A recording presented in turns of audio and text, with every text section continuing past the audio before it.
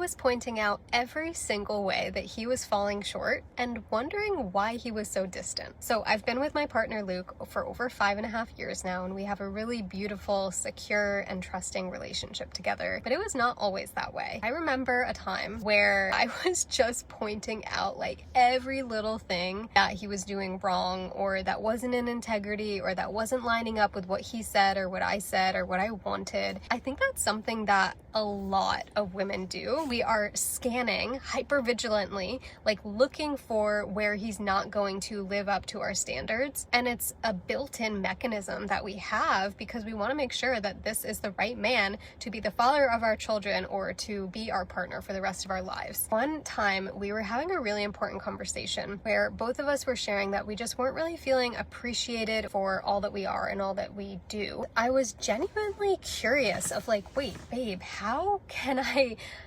appreciate you more in a way that you receive? Because I feel like I compliment you, like I appreciate you outwardly. I feel like I'm a pretty good girlfriend. Like, what am I missing? What can I do? And he was like, it is nothing that you need to do. Like, you don't need to say more or do more or be more. It's actually the little petty moments where you're calling me out for being 7 minutes late, or you are like getting on my back about these little tiny things that in the grand scheme of things aren't that big of a deal. There was a part of me getting triggered in that moment as I'm hearing this, but I was able to hold myself through that trigger and listen to him from my adult self, not my inner child. I was really listening to him, and what he was actually inviting me to do was to lean into him as a whole, like really recognize the way that he shows up on the day to day, not be outwardly scanning and looking for all of these little things of where he's not measuring up. That was really eye-opening for me to consider that, oh, I didn't have to do more.